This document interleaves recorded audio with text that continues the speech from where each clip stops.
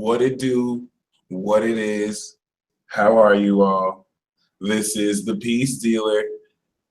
Let's get this show on the road. I'm very excited to be doing my very first Synastry webinar, and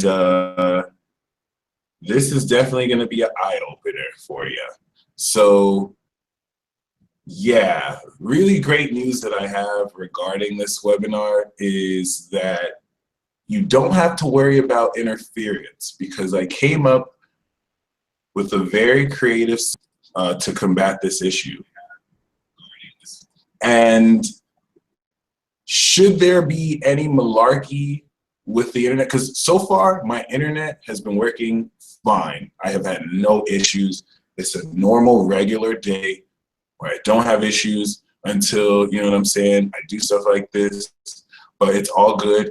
Should there be any interference, this broadcast, I still have this phone where I'm also going live.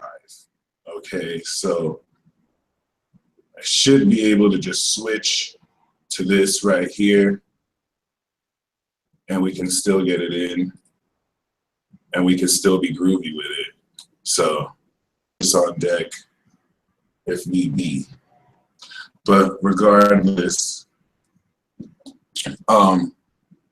hopefully we won't have to take it there. And yeah, doing this in all my live videos, so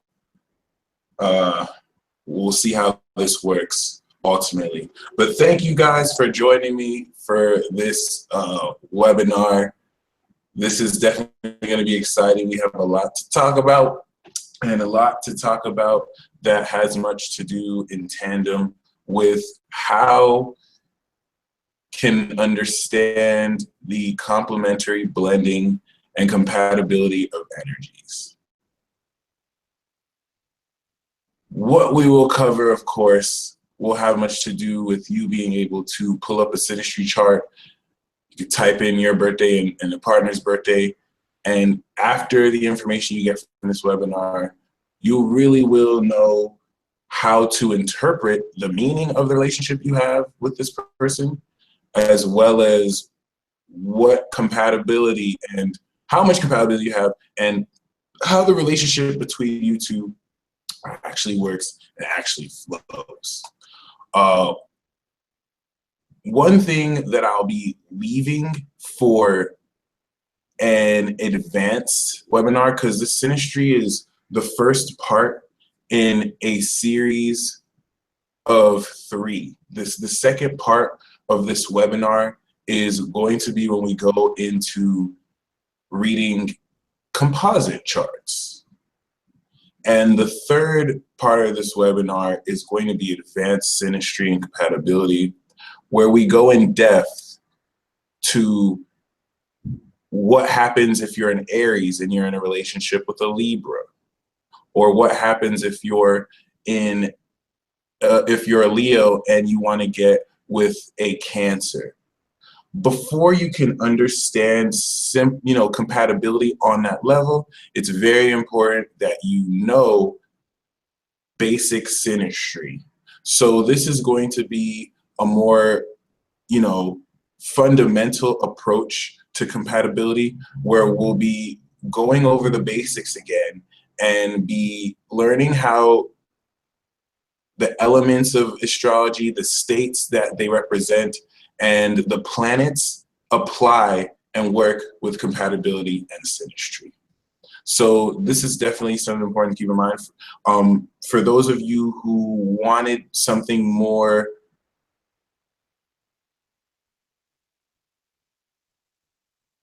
in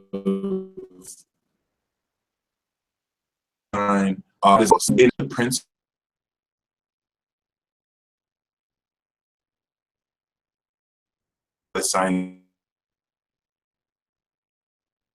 understanding of this will come in another webinar series where we go more in depth.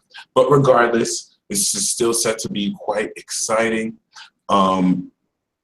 We're going to talk about what is Synastry, the importance of it, the elements of the states, aspects. If you need me to repeat anything, please let me know as well.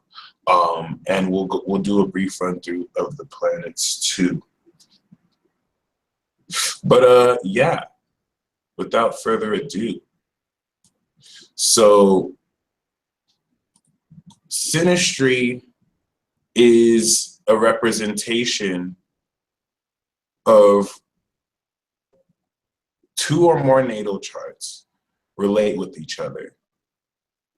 There are needs that are activated with every energy, as well as challenges that a synastry chart or synastry will help unveil and illuminate. Synastry is key to understanding relationships, and it is so important because aware of what's occurring between you and another person, how your energies interacting together, then this is only going to make what should be understood a mystery. Understood, I said understood, wow. Understood a mystery. Once again, though, to kind of harp on you just kind of revealed so much profound clarity when you look into the compatibility, well, not necessarily compatibility, but the link you have with someone else gonna motivate you to just kind of look at synastry a lot more. So I might kind of awaken a synastry beast in all of y'all and kind of understand, which are really simple. And I will give you my, but you're just gonna get addicted to reading synastry charts because you're gonna start to understand more the meaning of the relationships you have with people, and it's just gonna be kind of crazy. Like there's certain people I used to date was into astrology that now I've seen their chart and it's just like, oh shit, no wonder I met this person like this. You find out someone has their sun on your, someone has their south node on your sun, and now you start to make sense of why it was actually a card, that person's a soulmate. You didn't know that person's a soulmate. So, you know, like this just way too exciting and potential for what can be. So is as effective that you've known for, as well as it's effective with someone you have never met in person a day of your life. Instinct is required.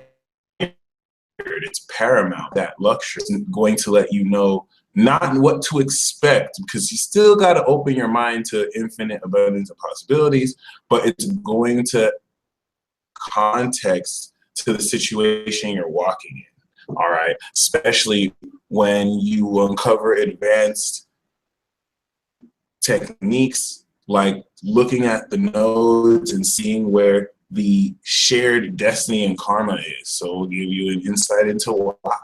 And that's what's great about astrology and synastry. It will answer the why, how, and what of the relationship and give you all different dimensions of what it really is, as well as how to really kind of, you know, understand the underlying themes between you two. Another great thing, of course, is it really illuminates the shadow of, and this is one of the most is about synastry. Running a synastry chart or practicing synastry in astrology is as the average, or more, not even average, like as anyone will really kind of want to know instinctually. When you're going to look at someone, eventually know their secrets, the shadows, the stuff that they still need to overcome. And developing your ability to read synastry charts and understand synastry will now help you look at a chart. And these are things that you can do by just looking at a natal chart. Comparing it to your chart will now help you see how much compatibility you share with someone, but ultimately as well what is the ultimate nature of the relationship? Like, do you have the same path? All right. And these are certain elements that you want to look out for in synastry. Okay. I'm going to revisit this. Okay. Other than that, move on to the elements and how they interact. The development of this kind of awareness and consciousness as it comes down to like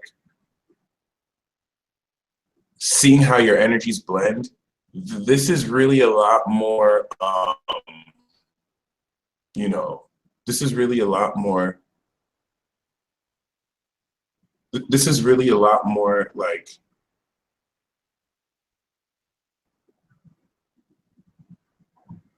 there we go.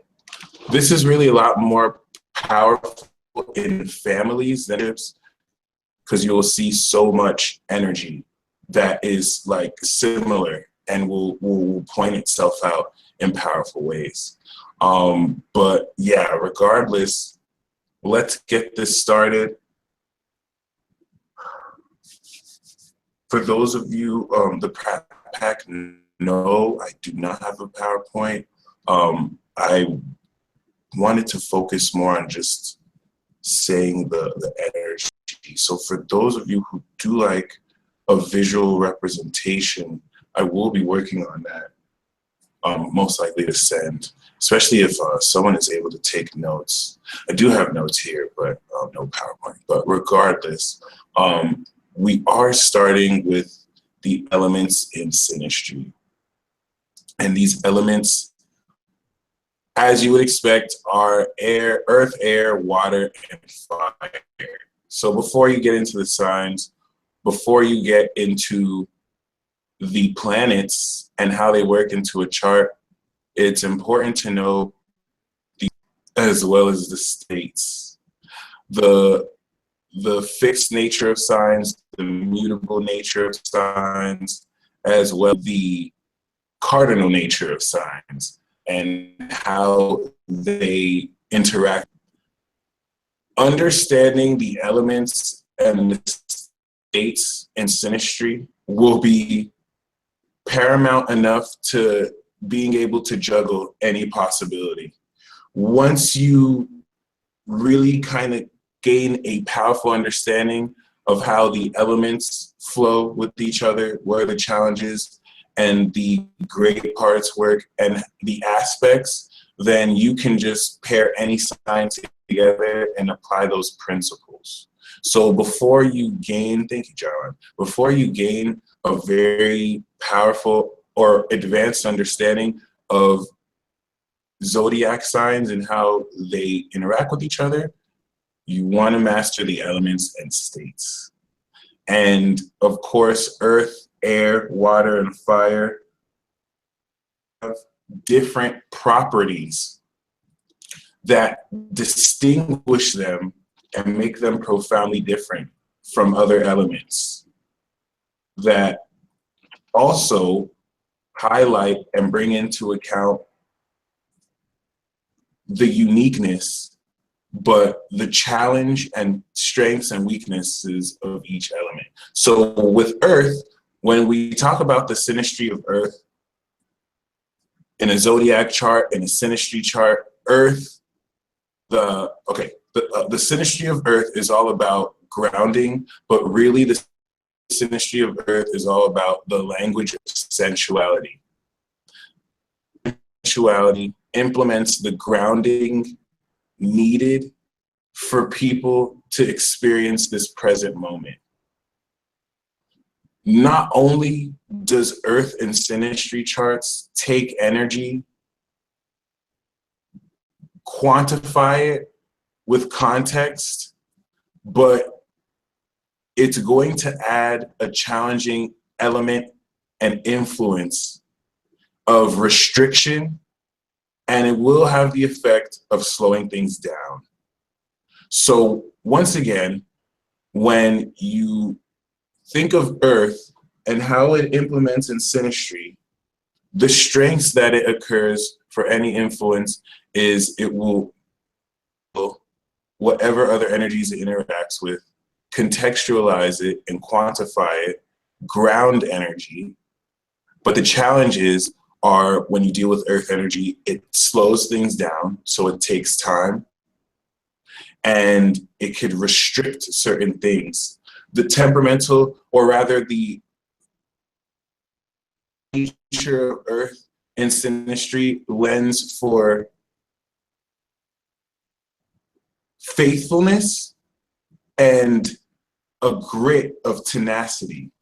So the key here with earth, whenever you want to look for fidelity in a relationship, whenever you want to look for commitment, whenever you want to look for faithfulness, that is exclusively earth.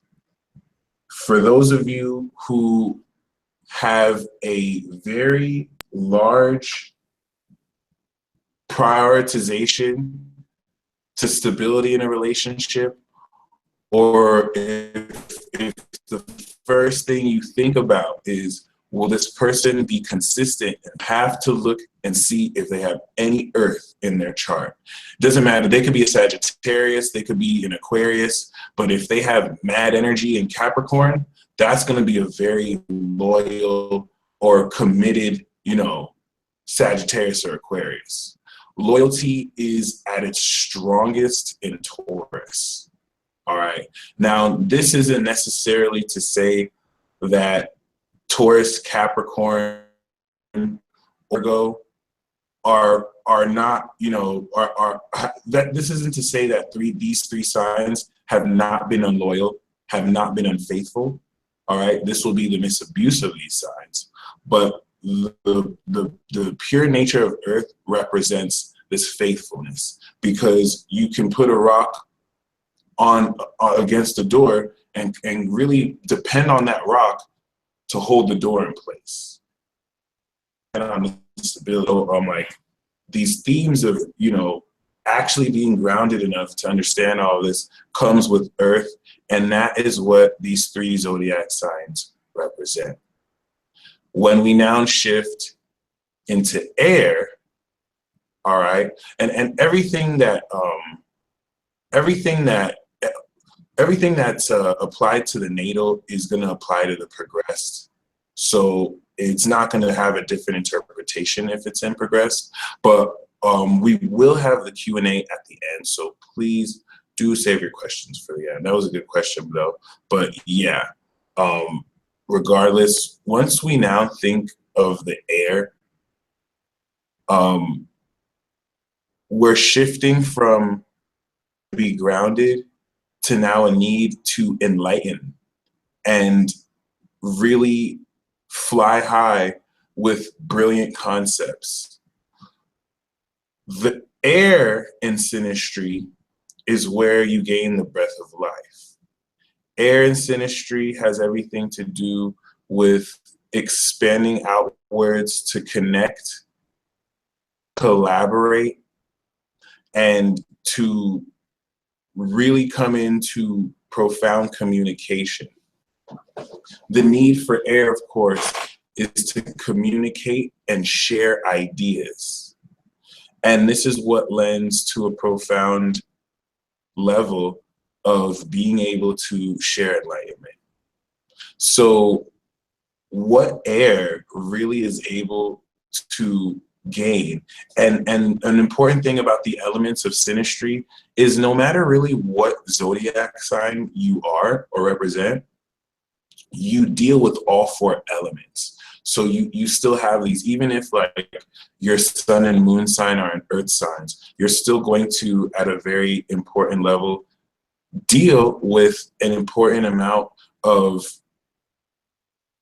all the elements when it comes to integrating them and working with them. Some, of course, you may have greater mastery over. So really important to keep in mind. But yeah, with the air element and synastry, you're now dealing with the meaning of this air in synastry is always to incorporate an enlightenment of perception, the sharing of ideas, the communicating of ideas, and the connection of importance. So for those of you who really, really, really prioritize communication in relationships, as well as intellect, then air is very important.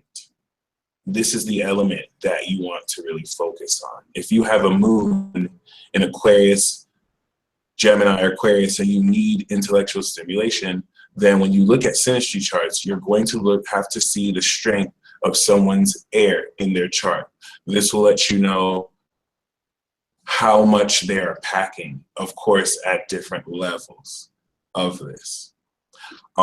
Once we now shift into water, water has a deep need for nurturing and being nurtured. Water has a deep need for being cared for and caring, being empathic. Of course, the complexity of water makes its needs not necessarily as simple as the other three elements, but they usually kind of round about the need for acknowledgement of a deeper sense of soul. What water does, all right, is restore stuff back to its element. But before I go into water, I'm going to backtrack into air. The strengths of air, of course, come from powerful communication, the connection of ideas, and the revelation of knowledge, all right? But the challenges of air, sensitivity, fickleness, and an unwillingness to really slow down. It could be too high and over one's head and too abstract in some cases. Once we now return back to the water is special in that water will restore or purify substance that is doused by it. In that sense, water in synastry is going to take in, interacts with, and not necessarily always restore it, but the water ones, okay? Scorpios and Cancers and Pisces actually very influenced by the people that they're around. They're the most easily influenced. Even though they have strong characters, like a Cancer or a Scorpio can have a very strong character and be stubborn to what they do, they'll still be heavily, especially as Pisces the most influenced, because the water element that they harness is being influenced by everything around it, as much as whatever you put in water, I'm going to do. So it brings out the spiritual quality of an individual, just like we will notice with fire. It's a special quality with water and fire. And these two energies as well also indicate an importance of suspending judgment, water and fire. But the challenges of water, of course, have much to do with being lost in irrationality and getting too lost in your feelings, being very manipulative, all right, out of fear.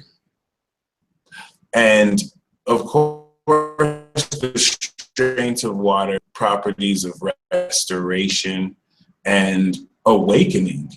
Water is great for awakening as well as it is as restoring.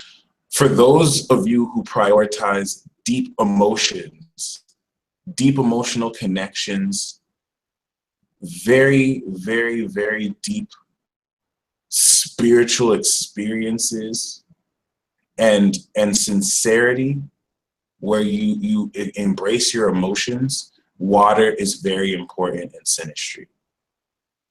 You want to look at the prevalence of water. This is important because when you take this journey with synastry, you have to be mindful of what it is you want. And it's okay if what you want is not necessarily the same and changes.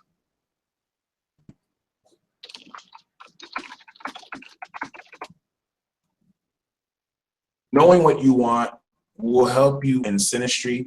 And if you, per se, heavily prioritize emotional understanding, you can be a bit sensitive and you want to be with someone who really can tap into their feelings, into an astrology chart, and you see somebody has an overabundance of an earth in maybe fire houses and air houses, then this is not somebody who is going to even begin to take account of how you feel about things.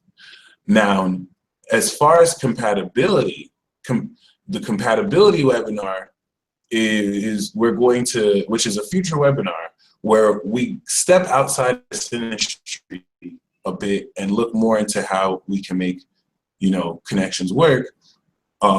Even though that other person doesn't have any water, that doesn't mean that the relationship won't work. The relationship could actually be great with a lot of challenges, but in a synastry sense, or in a personal sense for that person who wants water, they have to be aware that that person is water deficient, that person needs to learn about water. So they may not get what they want from this person, all right? And in the way they may accept or need it. So that's important. And then as we shift into fire incompatibility is going to implement and integrate mass amounts of passion. Shout out to the fire that's in the live chat watching this or after the live chat. Fire in synastry is going to indicate the passion and the spiciness. All right, this is quite interesting. So when we look at the elements, and I'm going to go into fire more, water, air, and earth is more the left brain. Fire is more the right brain. And take that symbolically. You don't think that it's really left brain, right brain. I'm just saying this in a sense where air and earth is a lot more technical and logical. Earth and synastry is all about stability and realistic outcomes. Air is all about communication and logic and truth. Water and fire is all about passion and feelings. So when you deal with water and fire and synastry, you have to throw logic out the window. It's all about really being in your imagination, being in your feelings, and expressing your passions, which is irrational, can change at the drop of the hat. And sometimes that's what you need in relationships. Okay, when we look at romance, when we look at love, what's glamorized, the relationships that are all like, super romantic, or just super passionate. Everyone wants that spicy love where they're like ripping each other's clothes off.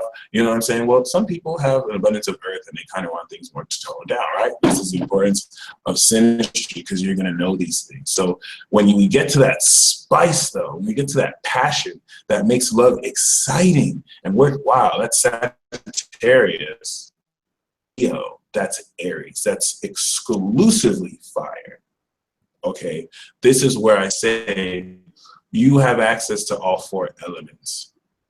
And in your journey through synastry, it's important to have a balance of all four, because in order to have a healthy relationship, it has to be stable. You have to have communication. You have to be able to share your feelings and understand them. And you have to have passion. Those four things will keep a relationship going. So if you look at your chart and you realize that one or more of those elements is missing, you consciously seek partners out who have the elements that you miss. These will now attract soulmate relationships with people you clash with, so that through the clashing, you can learn to develop the elements that you lack. And as you learn to develop them, because there's more understanding, it's not going to be that much of a crash. How many of you just felt like an aha moment? Because I'm starting to feel like some of this is kind of, I'm starting to lie, and it gets even better, y'all, okay? So this is very important, because even if you feel like you lack it, this does not rob you of the opportunity of developing this. And just being aware, like let's say you have no Libra or no, like me, I have no Libra. Other than there's a fix, so I guess I have to be right, but there's no planets, right? But I can still develop Libra by socializing and going out, right? And making connection. So knowing what element you lack will really help you practice it, while also strengthening the elements you do have. Okay, fire is all about burning and completely exhuming people. This is where we get into the real intent of these energies. Water wants to drown you in its depths and purify you through the death and have you be reborn. Fire wants to burn you alive.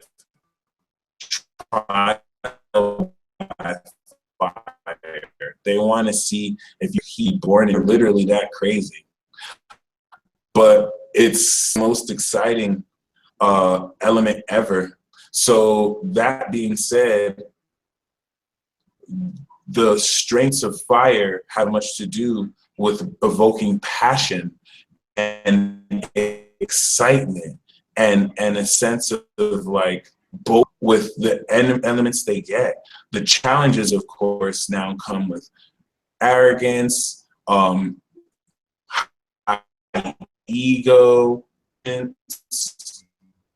all right. This step into you getting burnt. They can react to situations before they know, and they may have to cool down. So every single element has their challenges, whether it's abused, it's fault as much as it is the person is abusing the energy. Okay. That being said, if you highly prioritize excitement, if you don't want to be in a boring ass relationship and you want to really be inspired, you want charismatic, amazing experiences, and you have to make sure that there is in that zodiac chart.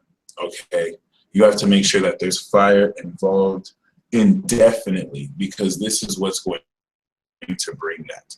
So that is a brief overview of the elements in synastry. This is where things get fun. Okay, so pay very close attention to this. This is where things get fun. And now, for those of you who have a notepad, I want to open up an interactive note-taking session. So you have to write these notes down. Some of you can do this in your head, but as you kind of take notes mentally or physically on what I say, and I'll give you some time to get a pad if you want.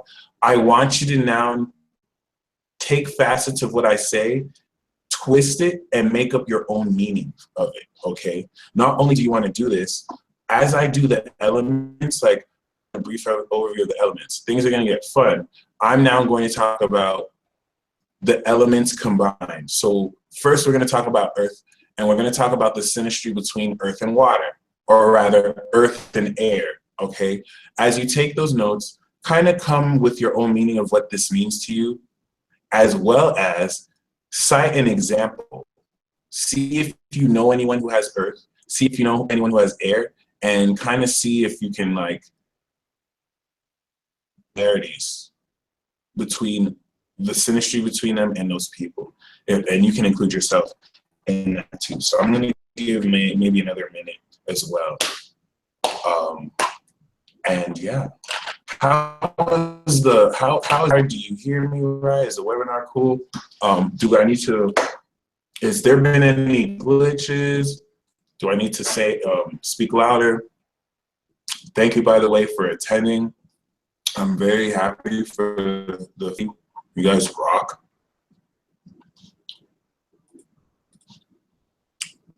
The Jupiter and Scorpio webinar will come with a PowerPoint. That one I'm going to prepare something I will highlight very key things, because that one's going to be very abstract. So I do want to leave that out for you, but breaking up intermittently. All right. Cool. All right. Thanks for the heads up. Do elements rule planets? Good question. Not really, because you could see Mercury in the element of or air. So planets kind of have versatility in using all elements. But all right. Thanks again. If there's any major interference, if you repeat it, and I totally will in the live chat. Worst comes to worst, I should share. This doesn't let me do that, which could be bad. Okay. So regardless, yeah, I'll be able to catch it before it happens. All right. All right, let's do this. So elements, Earth, keyword for Earth is stability. Keyword for air is communication. Keyword for water is restoration and soul. And the keyword for fire is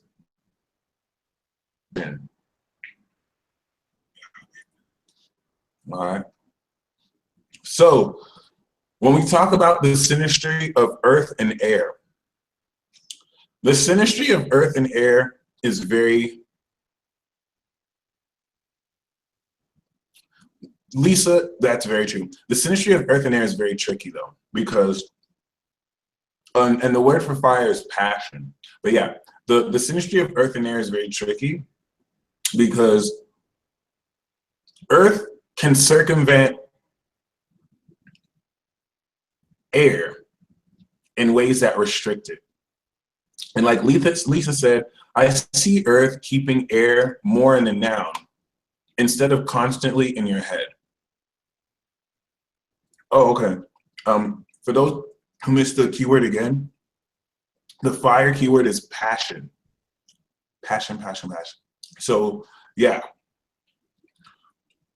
earth and air have great synastry together because even though they have very similar properties, they go about things in different ways. One is masculine and one is feminine.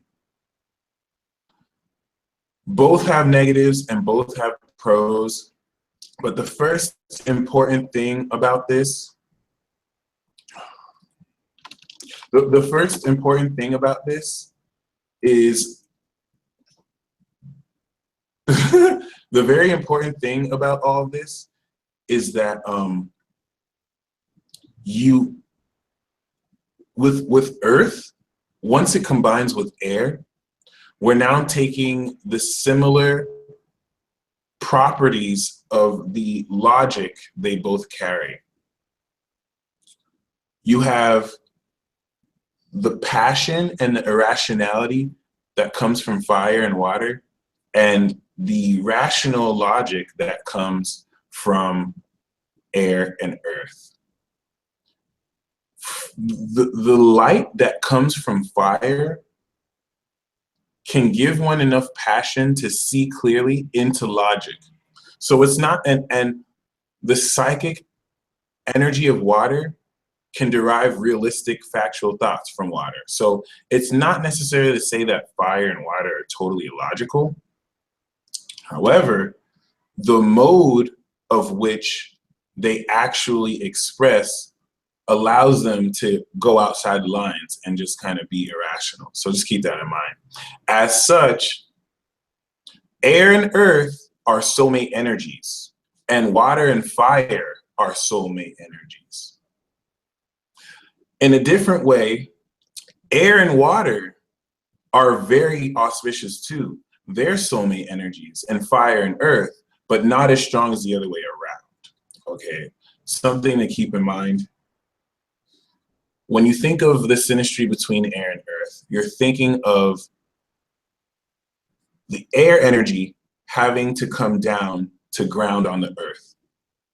This can be troubling because the air is on a concept that is at a higher level and ahead of where the earth is at. And earth is going to be preoccupied with grounding and making real the higher minded concepts that air is thinking.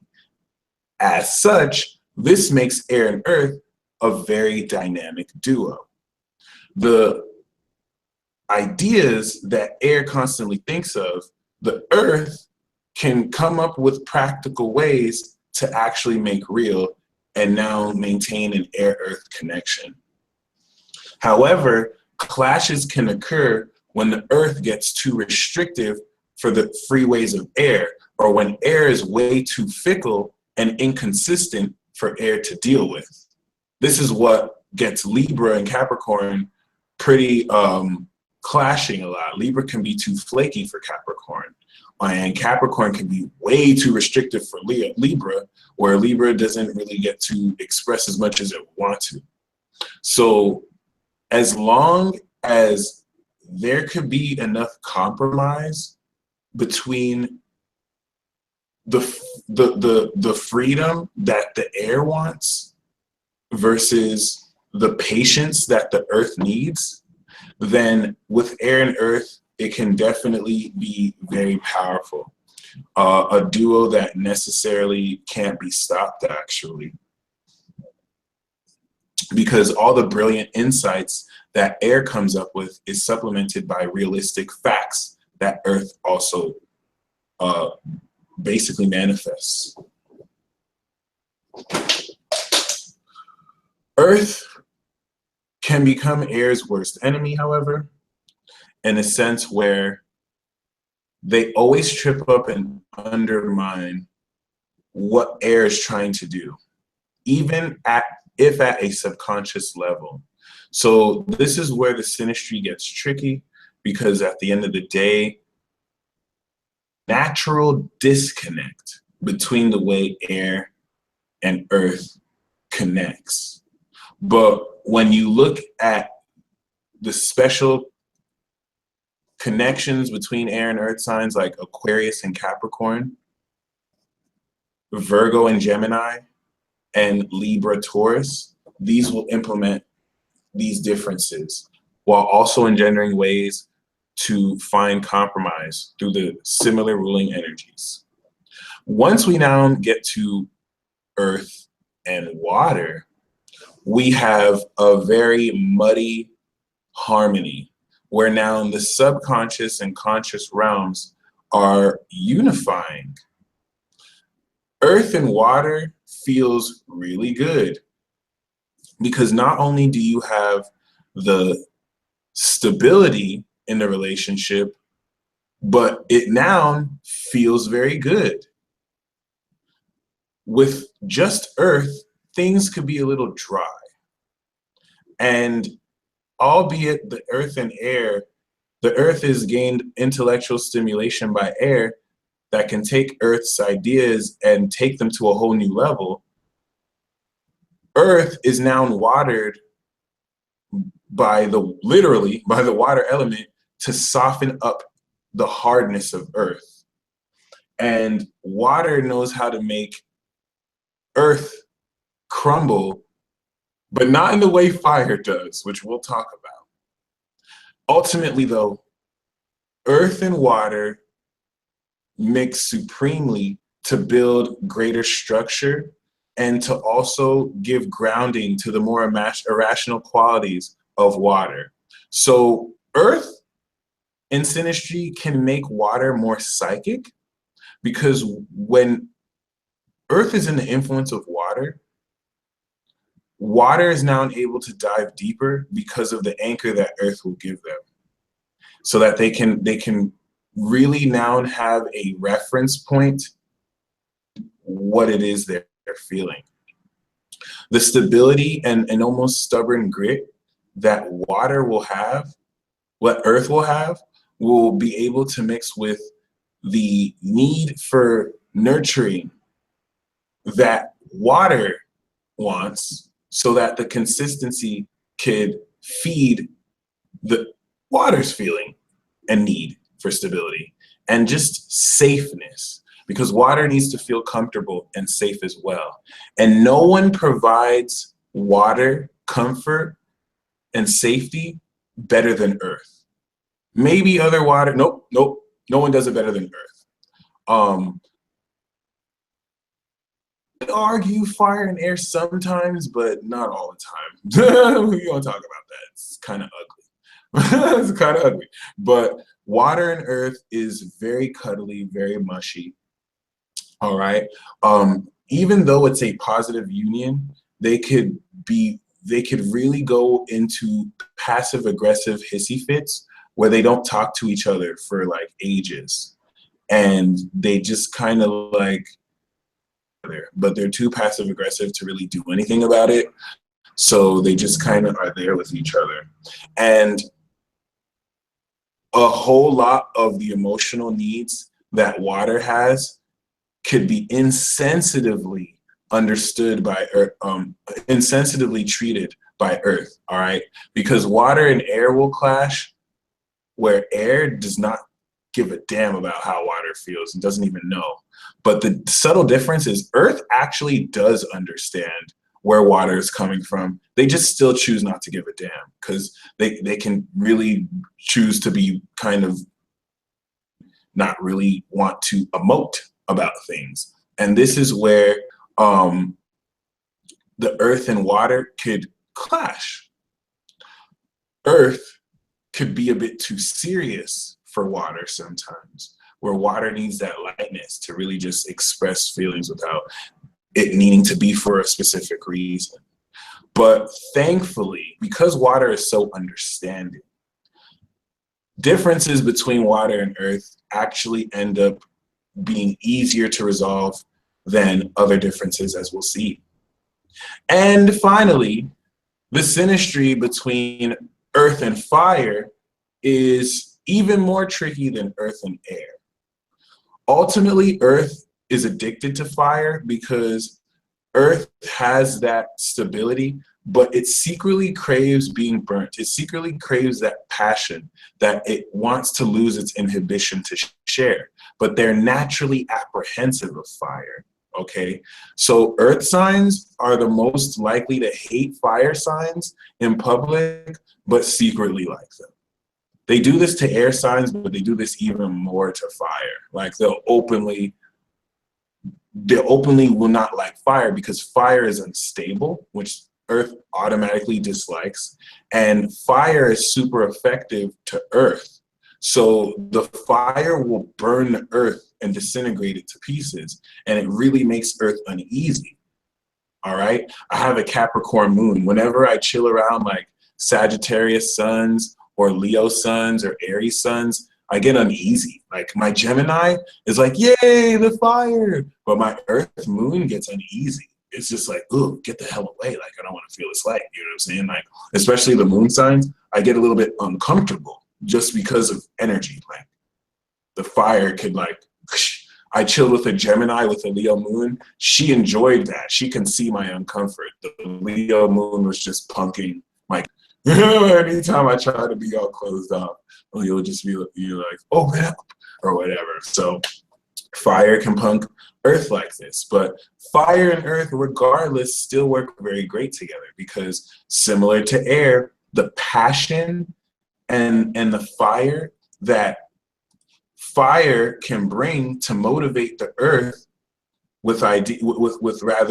motivation could now have the earth build stability for that fire to be more passionate. And this allowed to even stand higher on more stable ground. They have been too dynamic and diffuse to do other stuff. If you notice, fire signs that have a lot of earth, they're very powerful people in their chart. because they can stabilize their passions with what they want to do. Okay. Fire and earth clash constantly because simultaneously what fire thinks is amazing, earth is hating and throwing shade on. Like, it's not that hot. Like, as soon as Aries is going, Leo is going extra about something, Virgo is low key about, okay, it's not that serious. You don't have to be that passionate about it. And that's just energy, though. Like, that's just, it's, some people take it a bit too personally and they don't know how much of it is literally just a clash of energy than it is their own personality as they represent these energies. So, you know, there could be a lot of rude clashes, and when fire gets mad, fire is going to wait until after they get mad to be like, oops, I shouldn't have done that. So earth can get burned. Earth may secretly like it. Earth is kind of weird like that. Like, earth might secretly like the burning. Some, okay, no, that's not true. Sometimes they do, sometimes they don't. Sometimes they don't. The only time they will is if they have like a fire moon and they kind of need it low key. But yeah, it could be very difficult because fire can feel very restricted by earth. And when fire feels restricted by earth, it's going to burn the earth down. As opposed to air, earth is super effective to air. So if earth wants to trap air, earth will put air in a bird cage and it can't fly anywhere. If it tries to trap fire, right, fire will just burn and crumble the earth down. So that's how earth interacts with the rest of the elements. And now as we shift into air, the synastry between air and water have much to do with a whole lot of psychic energy. Okay. First of all, air and water are unique in a sense where one incorporates the sky and the cosmos, and the other incorporates the essence of the liquid that we're comprised of in many aqueous, you know, things. But what's the mystery between this is we kind of ascertain the same information in just different ways. And this is what makes their special connection between air and earth, where when air and earth signs first meet, there's just this amazing attraction until water realizes that air is just so narcissistic and arrogant that they can never emotionally relate with air. And now their attraction to air is really purely just sexual because it really can't get that much farther. And then air realizes that water gets so into their feelings that they just almost get repulsed and have to fly back up in the air. It's like one of those matches that could work, but just when it works, it works. When it doesn't, oh my God, it could be ugly. Both of these elements could be very petty toward each other, but there's an extreme union that could happen on a mental and emotional level when this works, that aligns the heads and hearts of these, so that all of the expansive enlightenment that air brings allows water to breathe in underwater. And what I mean by this is water is not always able to communicate what it is that they feel. So when they link up with air, air is able to take these deeper concepts and translate it to them and put words into it so that they're able to visualize what this means. And even though the water already internally knows, they're now able to add a greater dimension to this, where water, similar to earth, is able to take air out of their mind and apply the thoughts they think to internalize the emotions and energy around them. This is, however, very tricky because air is super effective against water. And the same dynamic that I said with earth and fire applies, because water secretly wants to get slashed up by air.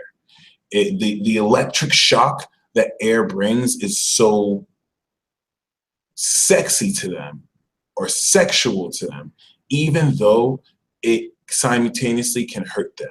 All right. Sometimes it's just bad and they don't like it. So air can indirectly or very like manipulatively in an evil way use their sword in air to slash at the water's feeling.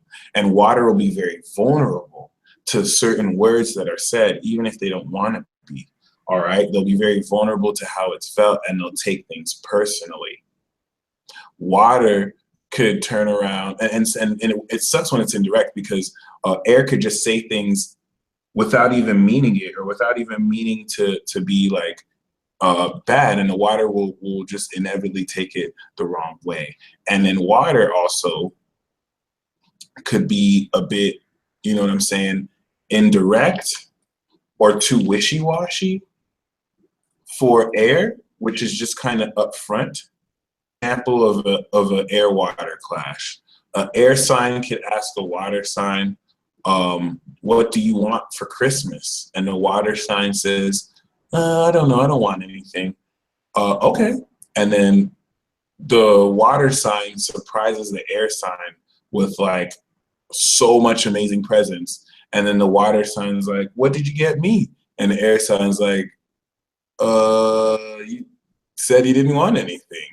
And the water side's all mad, because it's like, what, are you serious? So that indirection, that subtlety can get lost on air, or it's really usually lost on fire. So that example is better for fire and water, but air is kind of like with earth. Air could notice the subtlety and still not care, because they prioritize being direct and open so that things are kind of known, instead of trying to have to guess. Whereas water kind of wants you to read their mind. It really just wants you to be psychic with them. So that being said, the magic of air could really mix with the psychic level of water, the soul, and the mental, to really give one a unique experience. But that's really the combo that's one of the most interesting. The only one that I would say is even more interesting than that is the next soulmate combo. So I said that you had the soulmate combo of air and earth. You also have the soulmate combo fire. All right. This is where you will have the most intensely passionate relationships, once again, between water and fire. Water and fire sticks to each other like glue, which is really weird, because fire is weak against water, and water will douse that fire. Whenever fire burns too bright and water wants to manipulate that fire, it's going to start to wear on that fire and make it not want to glow, and slowly kind of like douse that fire, just go against that fire. So they definitely clash, because sometimes fire could be just way too bright for the water, and sometimes water could just vibrate at a lower vibration, or just be too deep for fire to not really kind of open up to. But still, the passion they both exude helps each other experience each other's essence in the most mystical and spiritual of ways. So whereas air and earth can get together and really build a library of very like relevant knowledge and information that is empirically backed by proof, water and fire can just create the most passionate experience that maybe you won't last forever, but for that moment, there's nothing that was more as intense as that.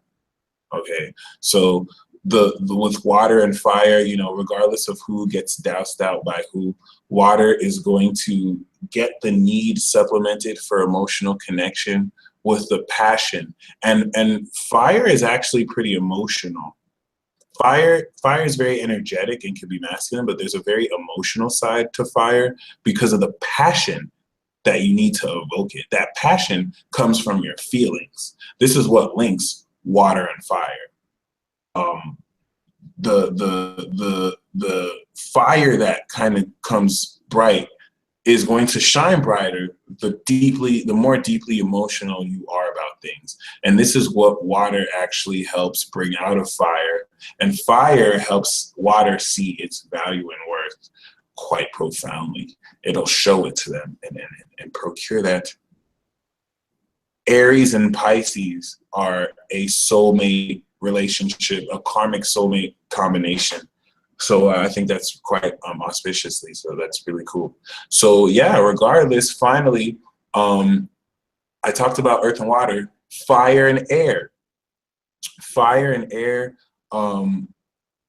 motion under the current.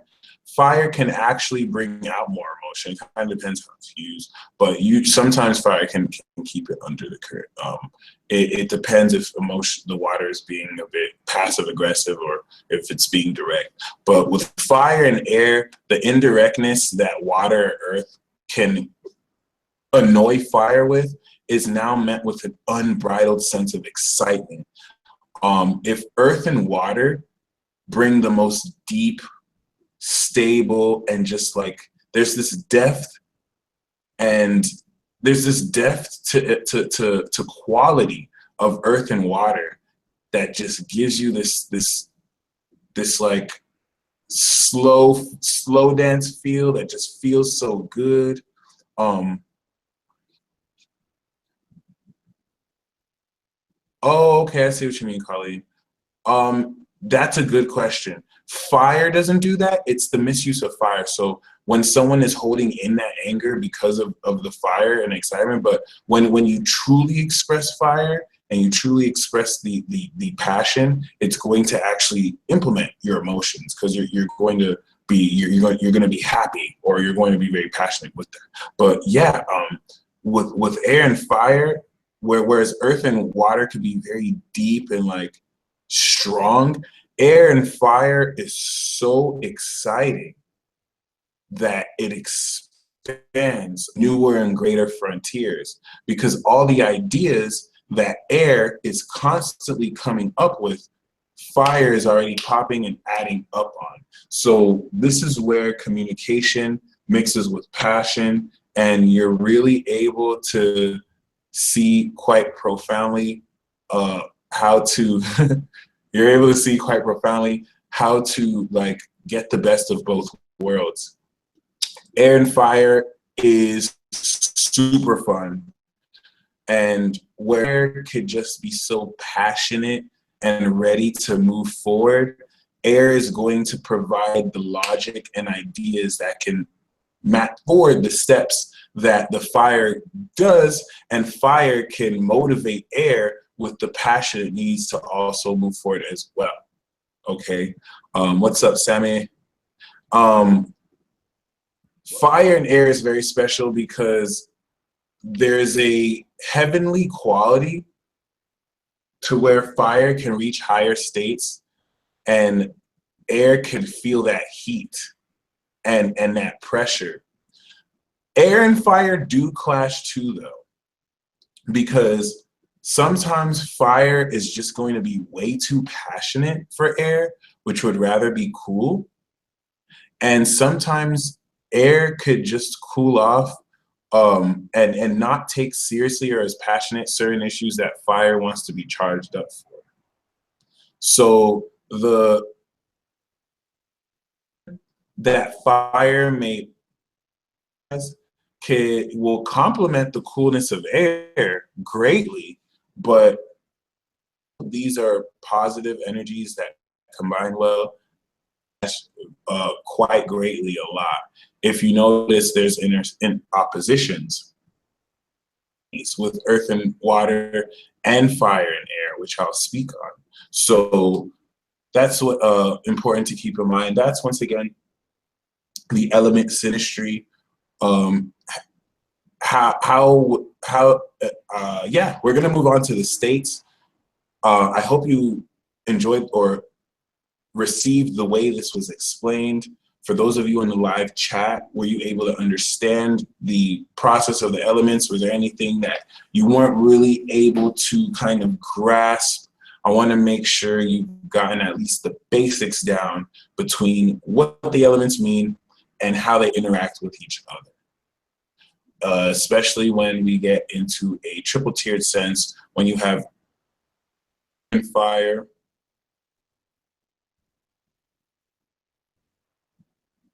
when you have earth, water, and fire, you're mixing passion, stability, and compassion. When you have air, you mix those three themes, and then you could also mix all four, because that's ultimately what's going to occur when you deal with these energies. So I'm glad this is crystal clear for y'all. So the elements is the first thing to keep in mind. The next part of all this, of course, has much to do with the states.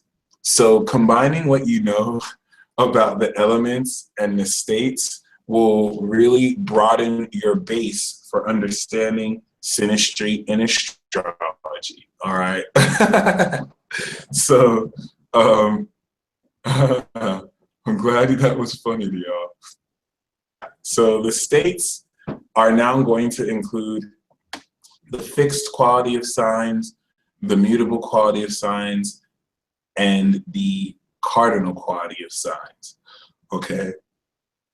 For cardinal sign synastry, these are the go-getters: Aries, Cancer, Libra, and Capricorn. Whenever you have synastry that involves cardinal signs, it is directional, and it has a lot to do, my cat moon, it has a lot to do with exemplifying the character and having a story. So whenever you deal with these energies, you want to take the element that they are in mind, because there's 4 elements of each of the state, but the cardinal direction of these energies will have much to do with opening doors and forward with this. Since there's going to be a high prioritization and doing things.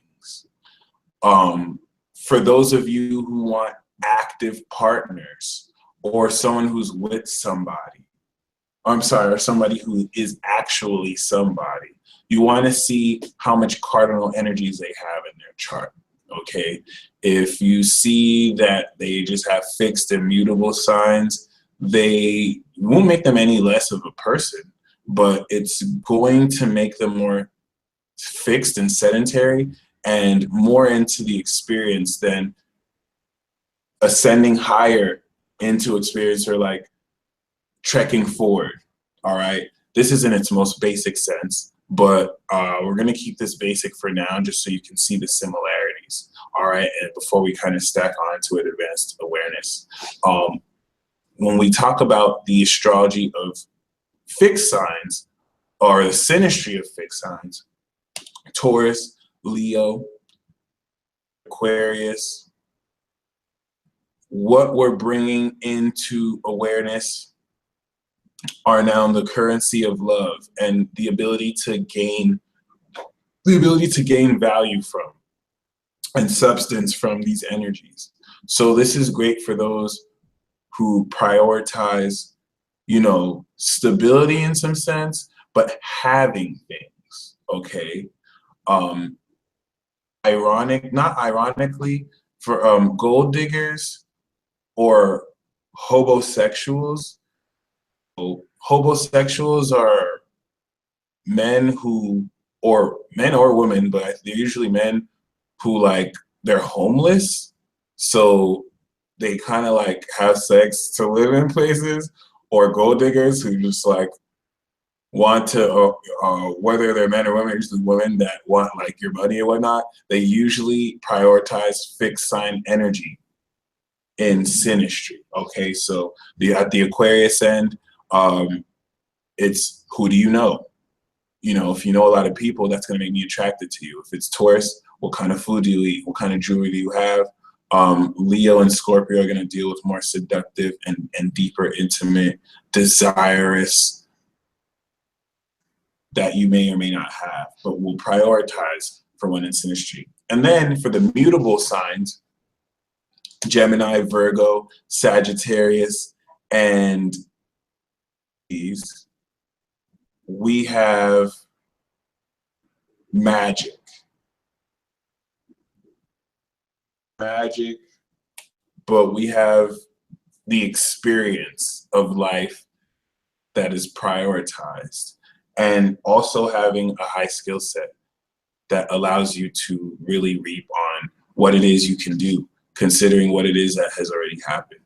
So with that being said, taking these three states into account and how they work with each other also show strengths and challenges. Noticing these strengths and challenges can make or break, or really just help you understand how these all come together.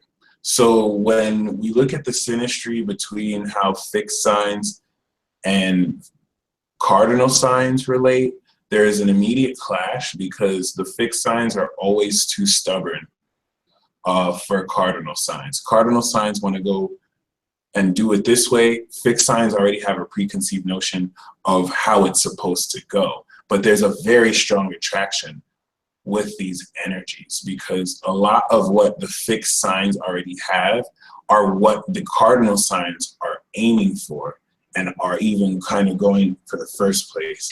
You will see this represented by how the fifth house of any cardinal sign is a fixed sign. So they truly desire that. That's where they're going to the destination. All right. Fixed signs really have strong influence over cardinal signs, but cardinal signs definitely do add great action to both fixed and mutable. As cardinal signs and mutable signs, interactive, dynamic activity between them. Mutable signs give cardinal signs the experience of what they're doing. So whereas cardinal signs could be so focused on what they're doing that they don't notice anything else, the mutable sign will illuminate the experience for the cardinal sign and give them the awareness of who they are and the meaning of what they are doing. As such, mutable signs make excellent sidekicks or side partners to cardinal signs. Mutable signs are so adaptable, committed as fixed to stay to not be wishy-washy and come in and out. So they make really great side partners to cardinal signs who may always try and seek more than they already have. All right. But regardless, mutable signs, great sidekicks to cardinal signs is mutable signs provide the necessary information or details and awareness or experience of things to really bring out more of the fullness of what the cardinal sign is doing.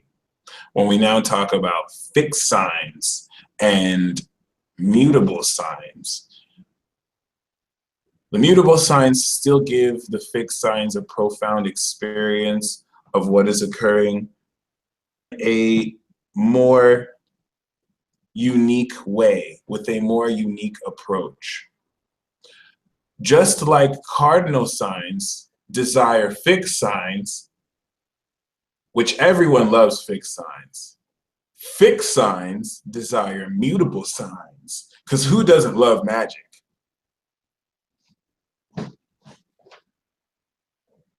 And yes, my friends, fixed signs go Google over that. It's very tricky though, because just like can clash with the stubborn nature of fixed signs, mutable signs can clash with the stubborn nature of fixed signs too, but this is circumvented by the adaptability of mutable signs. So the nature of fixed signs actually works very well sometimes for mutable if they're able to compromise. Usually more often than not, they're able to adapt, and this allows the fixed sign to bring out more of what they are stubborn about, which engenders positive relations.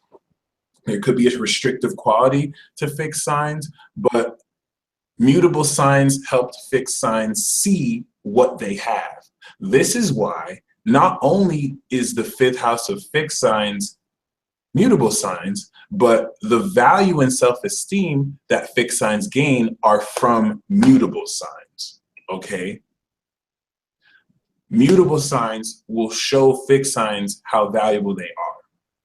Just like fixed signs will show cardinal signs what they have, how valuable their power is. That being said, I think I said all of them. When we now talk about fixed, cardinal, and mutable signs, which is more often the dynamic you'll have to face, it's having to integrate all three dimensions of power, currency, and magic. You can substitute currency for love, and you can substitute magic for experience. So we've gotten that state of the fundamentals out of the way. And now that we know how elements and the states interact those and one's chart in synastry,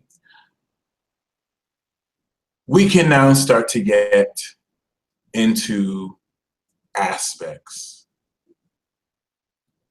But that's not true. Before we can get to aspects, we have to get to planets. So I'm going to talk about the planets first before we talk about the aspects.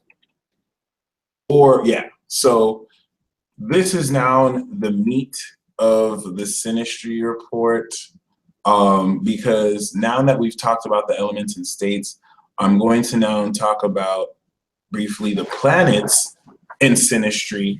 And when you know what element they're in, when you know what, if the planet is in a cardinal sign, you're gonna know how to take the meaning of the planet and apply it, okay? So regardless, planets in synastry embody the states and elements they are in and channel it through bringing forth their own share of challenges, but also rewards. Of course, two of the most important orbs or luminaries in synastry are the ones in astrology, the sun and the moon. Your general awareness and your soul. The sun and the moon are going to really give you a profound awareness of where someone's general awareness is and where their soul is, how they interact with yours, and how they interact internally with their own self. So me personally, when I look at a chart, the first thing I look at is the moon sign. I'm going to see how their moon interacts with my moon and how my sun interacts with their moon and vice versa. So when we look at the sun in synastry, this is the basic compatibility that we all know. This is where we look at, oh, how does Cancer work with, does Scorpio work with Pisces? But as we will see, the sun also can interact with other planets and other orbs. We will get deeper into this as we go into aspects, but with the sun, its place in synastry will show how one uses their general awareness to light up and shine in a person's chart. And wherever the sun is in your synastry chart, in relation to your energy, wherever your sun is in relation to someone else's energy, this is going to show where you light up their life, to show where you open up greater awareness of their existence.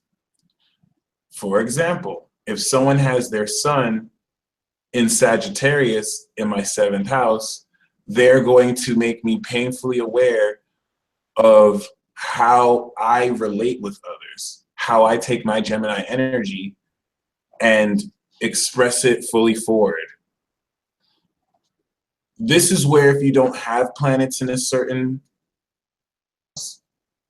somebody with their energy there in Synastry can now light it up for you, so that now they hold space for you to develop the energy. Or if you do have energy there, Synastry will now combine with this, will show you where they combine to see where this gets powered up.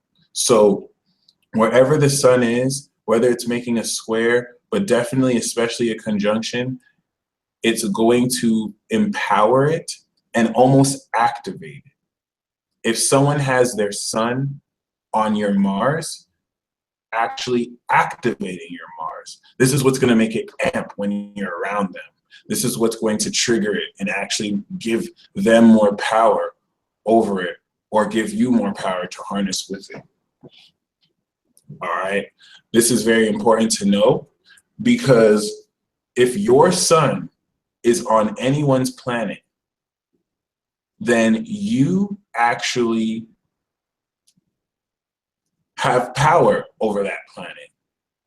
All right. Because you're so aware of what they can do with it, you stimulate it and you can empower it. This is very important to know. And this kind of also applies with the rising sign too. The rising sign in Synastry is going to indicate personality.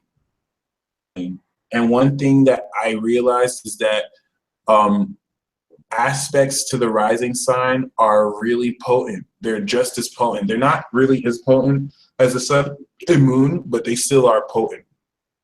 So positive aspects to rising signs can also help a lot, but clashings can, of course, predictably clash.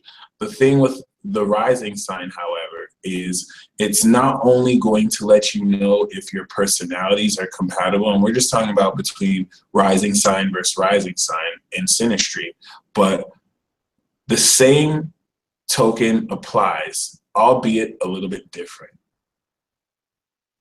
If your rising sign is on someone's planets or asteroids, you now become an instrument of that energy. Okay. If you both have the same rising sign, then this is actually going to have both of you go through the same life lessons, but you're going to be aware of it in different ways. But yeah, planets conjunct the ascendant are very interesting to study, like Lilac said, because whether it's exactly on the AC or in the first house, you now not only become an instrument of that energy, but you're expressing and bringing out the personality of whose ever ascendant you're aspecting.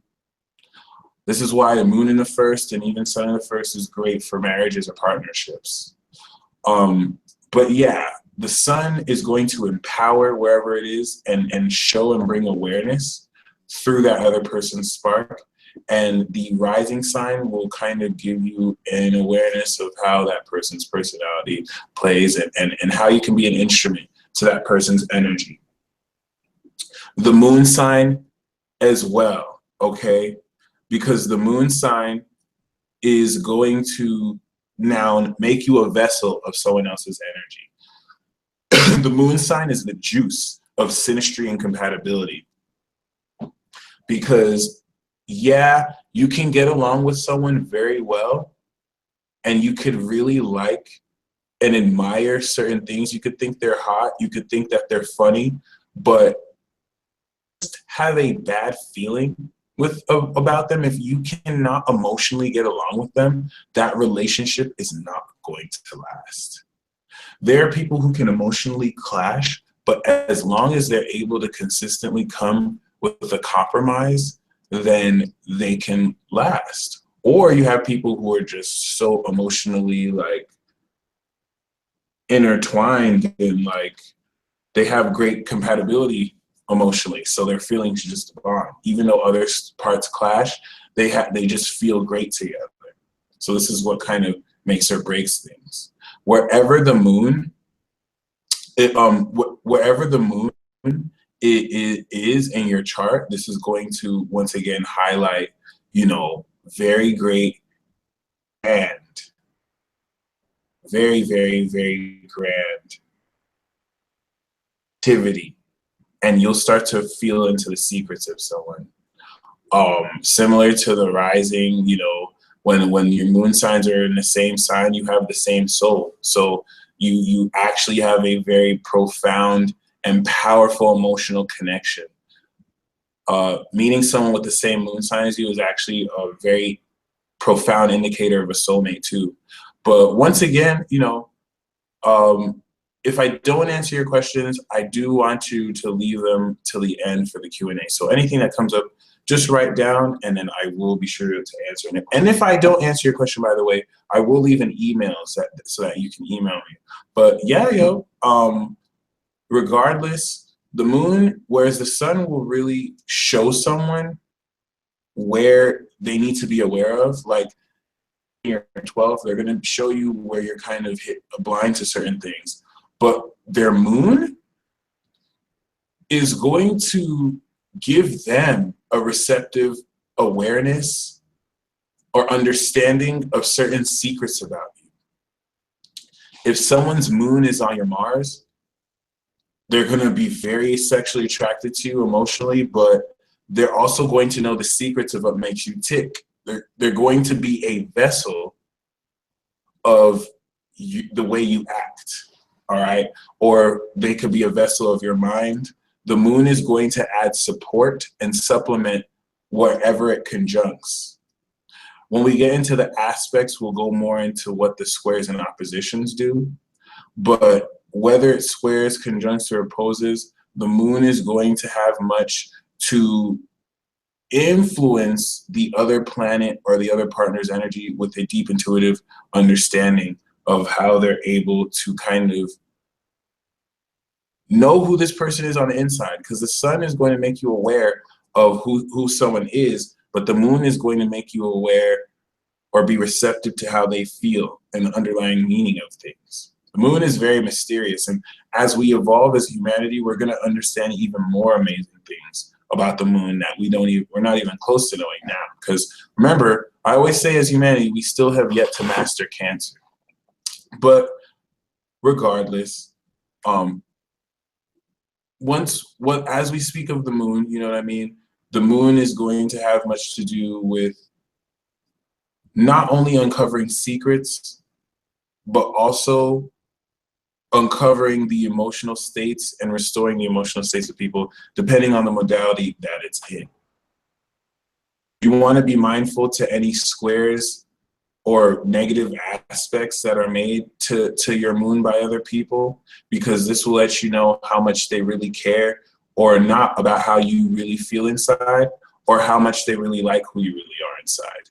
In other words, you may do synastry with someone who they have bad aspects to your sun, and they may not like the person who they think you are. They may see you in a class or something and they just don't like you, but they have very positive aspects to your moon. So when they really get to know you, they realize, oh wow, I actually really like this person.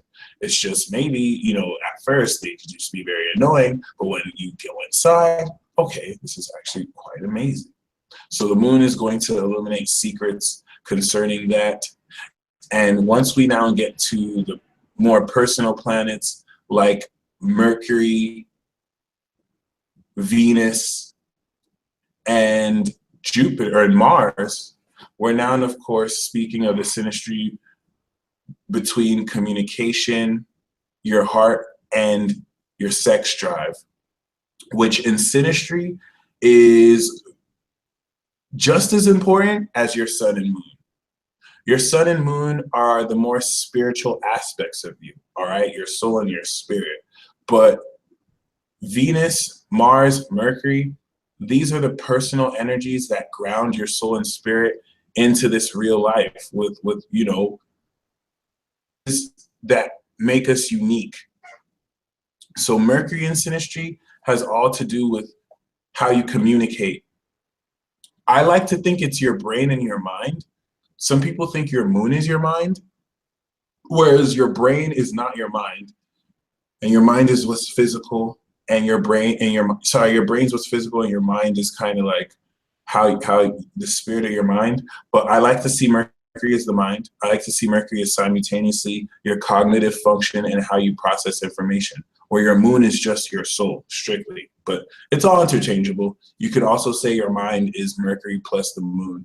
But regardless, this is important for Synastry too. But regardless, Mercury is going to highlight quite profoundly how well you can be in the position to,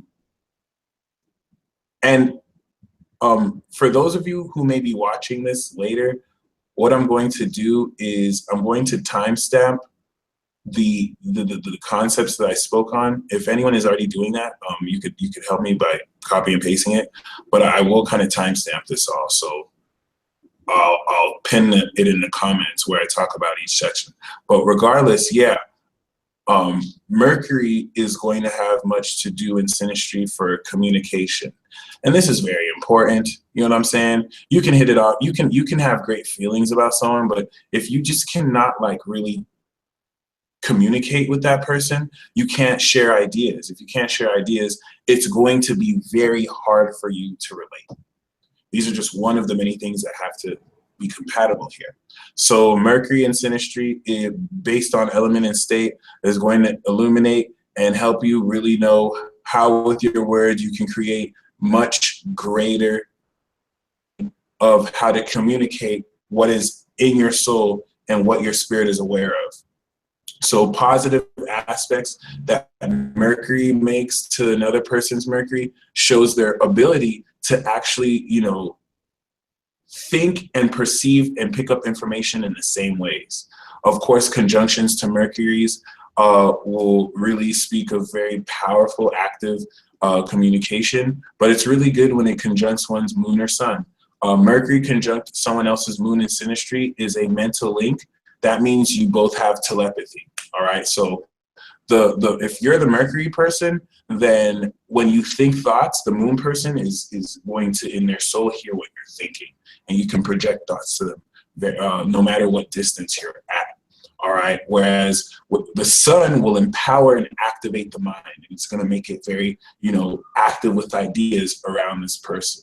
All right, so Mercury Synastry is important because depending on the element it's in is going to really give you the understanding of how the communication is. And of course, if you apply the knowledge of the elements and states, you'll know whether someone communicates passionately, someone communicates more groundedly. The way we process stuff in Synastry will now help you understand, you know, how well two people can communicate, as well as how well they can share ideas, as well as now how they can open up and manifest. Here's another aspect of Mercury. The complexity adds up as you juxtapose the aspects with differing planets, but that's where Mercury gets in. And after the communication, there is now the heart of Synastry, Venus. This is your love language, and Venus in Synastry is going to really help you understand not only how you love, but how you kind of express the feminine side of passion. This is very important, but this is very important because Venus is not going to tell you how successful a relationship is going to be as much as it's going to tell you in Synastry how affectionate you could feel towards others. Okay, the moon and Venus together in Synastry are a very important soul link that sometimes can be taken for granted because of how smooth it flows. Moon is on your Venus, the moon person can feel the love and the affection that the Venus person has for their soul. Whereas that Venus person gets nourished by the moon. It's one of the most beautiful conjunctions that you could have. And I only say that to highlight more. I don't want to focus too much on the aspects, which we'll get into soon, but what Venus does is more affectionate. Venus and Mars are actually both sexual planets, but Mars is more aggressive and masculine, and Venus is more affectionate in the way that express its grace, as well as also hook people up with opportunity, because Venus doesn't always have to be applied in a romantic sense. So when someone has favorable aspects to you, which we will get into, this now highlights the hits that you get with hanging around this person, or how much they beautify and kind of share and care. It's a different extension of the moon that brings into a part, balancing what you have, what they have, and sort of bartering, with affection or talents and skills. All right. So, well, what's up, Miss Kiki? So, yeah, Venus in Synastry is going to highlight profoundly not only what one loves, but how it can mix and relate well with other facets of personality. And this will kind of all come together when we talk about the aspects, so we can get case examples of why certain things clash and why certain things don't clash. And we're trying to get a lot of aspects down. Another important thing about Venus in Synastry, this is kind of important because I think too many people look to Venus for, marriage, when Venus has to be a lot more about like what's beautiful to you. Venus is strictly really just beauty. So your sense of beauty will be triggered greatly when other people kind of trigger this energy within you.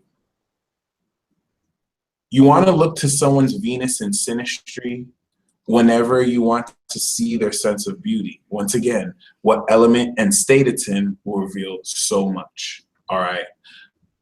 First to Mars. Mars is going to highlight a person's motivations and actions. So when you know where someone's Mercury is in Synastry, how they think. When you know where their Venus is, you're going to know what they find beautiful. And Mars is going to be what motivates them.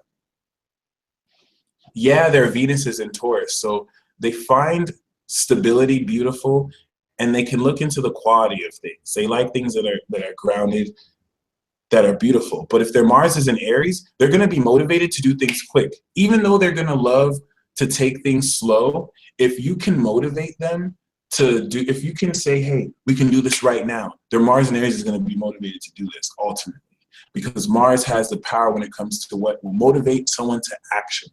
And it's very important because a lot of people appeal more to Venus than they appeal to Mars.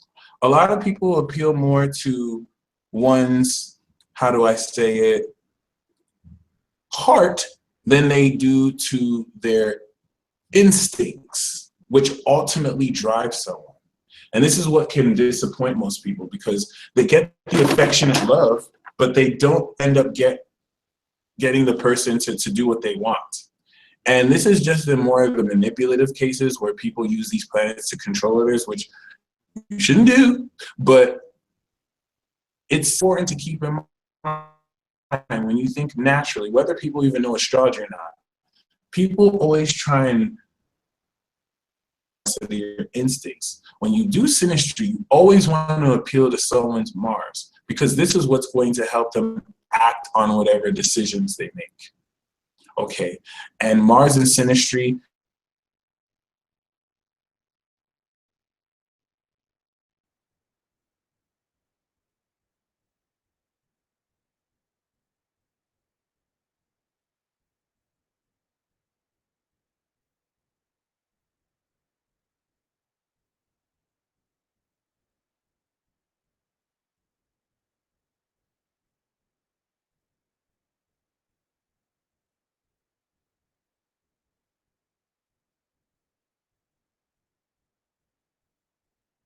Looks like I got interfered, y'all.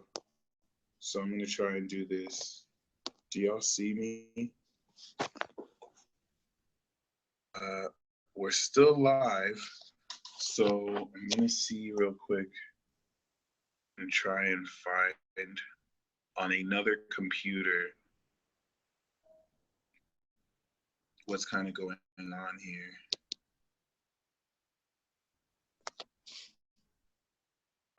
We should still be live. I want to go on YouTube real quick if I can find chat link. I'm gonna wait for the internet to come back on, but we should be good right now.